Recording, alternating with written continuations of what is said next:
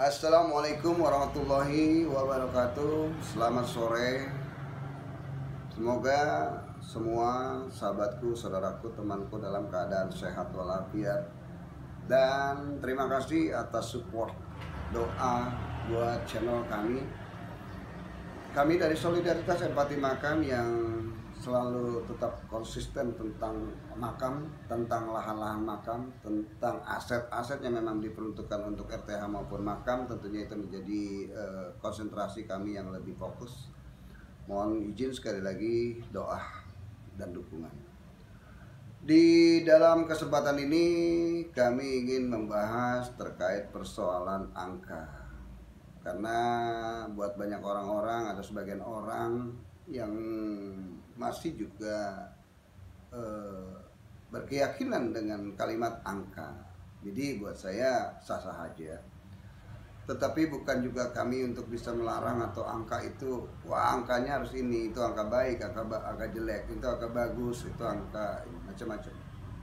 Kita tidak membahas yang itu. Kita membahas terkait masalah angka. Ada yang bilang tentang angka 4. Angka 4 itu ada yang bilang angka sial. Angka 4 itu ada yang bilang kurang baik lah. Buat kami, dari perjalanan kami merasakan bahwa angka 4 itu lebih kepada angka peringatan buat semua manusia yang hidup, terutama wabil khusus agama Islam. Karena angka 4 itu menjadi peringatan, sehingga buat kami ini menjadi satu angka yang boleh kami bilang, izinkan kami bilang, ini sangat sakral sekali. Karena mengingat kita, perjalanan hidup kita dimulai dari situ. Adanya manusia dulu, sebelum nggak ada manusia, itu memang nggak ada. Lalu diadakan, ya kan? Lalu diadakan, lalu dihidupkan, lalu ditiadakan kembali. Itulah manusia. Nah, di angka 4 yang kami maksud ini, kita memulai dari perjalanan alam kandungan, alam rahim ibu kita. Pada saat usia 1 bulan, biasanya ibu kita itu mulai merasa enak lah, 2 bulan sudah mulai merasa agak mual-mual, ya kan. 3 bulan juga sama, sudah mulai sedikit menghilang mual-mual tadi. Lalu masuk di fase usia 4 bulan. 4 bulan kandungan kita, ibu kita yang ada di dalam kandungan kita, itu biasanya yang kami amati bahwa darah itu berubah menjadi daging. Daging itu belum hidup. Kenapa di usia 4 bulan itu daging itu hidup? Ya kan? Karena disitulah yang kuasa memberikan ruh, meniupkan ruhnya, memberikan napasnya buat kita untuk hidup. Dan di situ pula terjadi sebuah riwayat. Di situ pula terjadi sebuah kisah, sebuah cerita, bahwa ada 4 perkara di situ yang disebut bahwa ini menjadi bagian peringatan kita semua. Mudah-mudahan ini kami tidak salah. Yang pertama adalah secara gaib, kapan Anda lahir.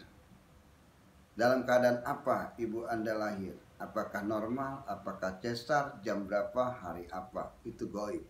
Hanya Allah yang tahu. Yang kedua, di situ juga disebutkan bahwa terkait masalah takdir baik dan takdir buruk. Apakah Anda jadi orang hebat, orang nggak hebat, atau jadi kaya, atau jadi miskin? Di situ sudah ditakdirkan di usia kandungan 4 bulan tadi. Lalu dengan siapa Anda berjodoh, alias yang menemani Anda untuk Anda menjalani kehidupan Anda di alam dunia sampai di liang lahat nanti. Yang keempat adalah ditakdirkan juga kapan Anda mati, ya, maut. Jadi yang pertama adalah hidup, lahir, ya. Yang kedua adalah takdir baik dan buruk. Yang ketiga adalah pasangan kita siapa. Yang keempat adalah maut. Di sini kita simak. Oke, yang pertama kita simak lagi bahwa penjabarannya adalah yaitu tadi.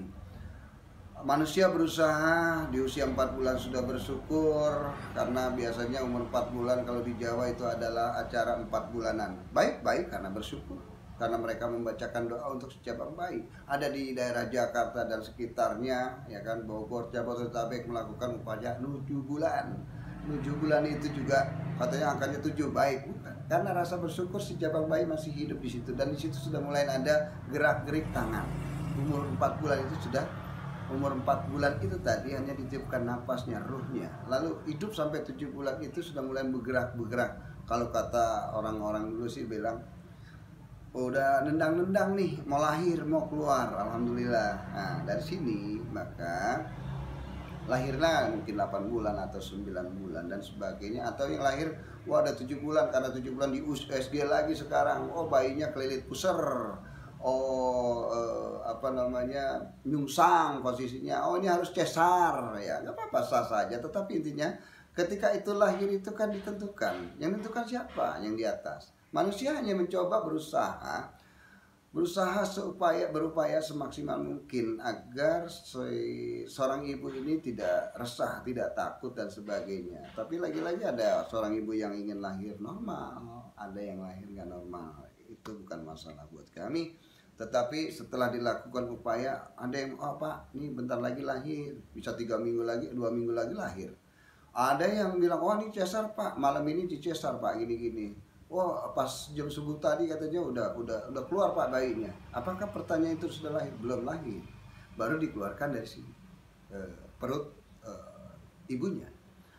Nah, biasanya ke inkubator dulu. Oh, bayinya masih belum bisa tengok Pak, belum bisa diajankan atau seperti apa. Itu berarti kan belum hidup gitu loh. Jadi jam berapa hanya Allah Subhanahu wa taala yang tahu.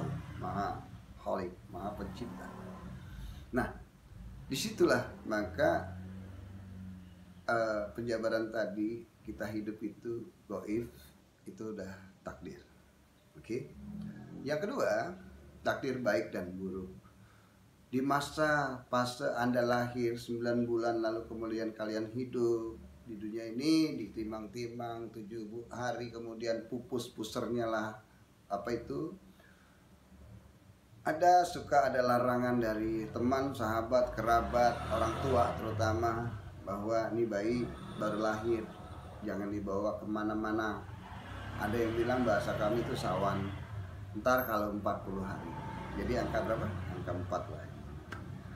Ada yang bilang macam-macam. Artinya patokannya kenapa 40 hari angka 4 lagi? Kan gitu. 40 hari artinya angka 4. Lalu kemudian si cabang bayi udah berusia 40 hari, lalu kemudian ya udah bisa diajak digendong ke tetangga, kan, ke kerabat, ke keluarga yang lainnya. Oke, dari situ kita masuk fase kedua, bicara takdir. Takdir ini yang dimaksud adalah bisa saja kalau memang Anda ditakdirkan menjadi orang yang sukses, orang yang bermanfaat banyak orang, bisa menjadi pejabat, bisa menjadi presiden, memang sudah ditakdirkan. Tapi itu juga perjalanan itu didorong, disupport oleh keadaan di mana itu berkat daripada didikan dan bantuan orang tua Anda, ya, seperti itu. Tetapi kadang-kadang tidak dibantu orang tua pun memang takdirnya dia memang menjadi orang hebat, ya, wallahu a'lam, kenyataan gitu. Jadi nggak ada, makanya kita tanya diri kita, apakah kita bagian orang-orang yang ditakdirkan menjadi orang yang sukses, orang yang beruntung ketika hidup di dunia. Kita nggak bisa tanya kepada orang lain, tapi kita bisa bertanya dengan diri kita, dengan cara apa? Kita bersyukur dan istiqomah. Ketika rasa sabar itu ada, ketika upaya itu ada, insya Allah barangkali kalau memang kita ditentukan, nggak kemana-mana. Makanya banyak orang juga yang mungkin sifatnya iri hati dan dengki dan sebagainya, melihat temannya yang berhasil, dia bisa, gue juga bisa. Dia makan nasi, gue juga makan nasi. Entar dulu saudaraku, nggak bisa kamu memaksakan seperti itu. Ada orang yang memang dengan keilmuannya yang sederhana, tetapi rezekinya luar biasa. Ketika temannya melihat itu, gue juga bisa. Dia tabung, dia kerja, dia lembur, sampai dia memberikan, menyaingi hartanya. Tetapi dia nggak bisa menikmati seperti temannya. Temannya karena emang ditakdirkan jadi orang kaya oleh Allah Subhanahu wa taala, dan dia banyak waktu sehingga dia bisa berbagi, dia bisa menikmati. Itulah takdir. Tetapi temannya yang iri tadi, karena dia merasa dia juga bisa bersaing, nah ini setan. Ini karena juga nafsu angkara, egois. Dia bisa menyamai itu. Akhirnya segala macam cara dia lakukan. Ya mungkin yang kerja dia lembur terus, lembur terus. Kalau lembur terus kapan nikmati yang dia kumpulkan? Nggak ada, saudara. Oke, yang ketiga adalah maut. Yang ketiga adalah jodoh.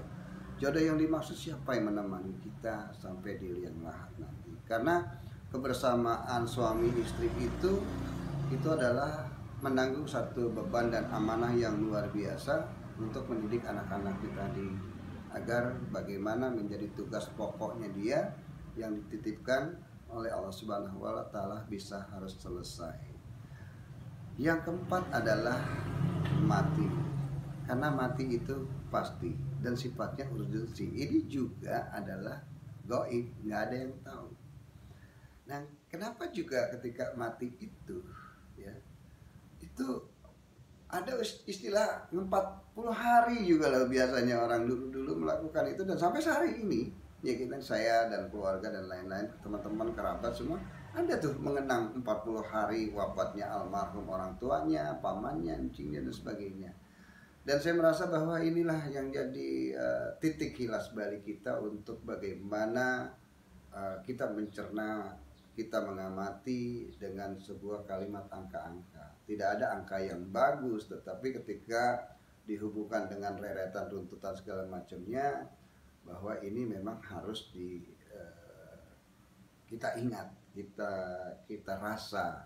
Karena hari ini umur saya sudah 50 tahun. Dan mungkin teman-teman juga merasakan ketika 17 tahun, fasenya sampai 20 tahun, 25 tahun Anda menikah. Menuju fase 40 tahun banyak saja godaannya, banyak saja yang dilalui, yang tahu hanya Anda sendiri. Maka setelah patokannya angka 4 lagi, umur 40 tahun, maka Anda sudah mulai mencoba berpikir. Disitulah tanda-tanda yang diberikan Allah Subhanahu wa taala. Biasanya umur 40 tahun mata sudah kurang jelas, lari sudah mulai kenceng, nggak kenceng lagi. Kesombongan itu ada, tapi ada takut juga. Bismillah, insya Allah kita menjadi orang-orang yang beruntung ke depan.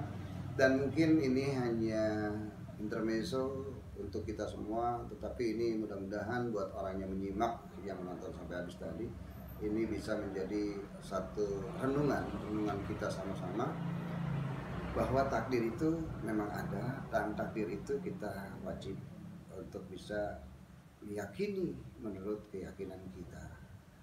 Dari kami Solidaritas Empati Makam dan Pemakaman Indonesia, sekali lagi kami ucapkan terima kasih, selamat berpuasa, dan yang tidak berpuasa juga tolong hormati dan hargai yang berpuasa. Wassalamualaikum warahmatullahi wabarakatuh.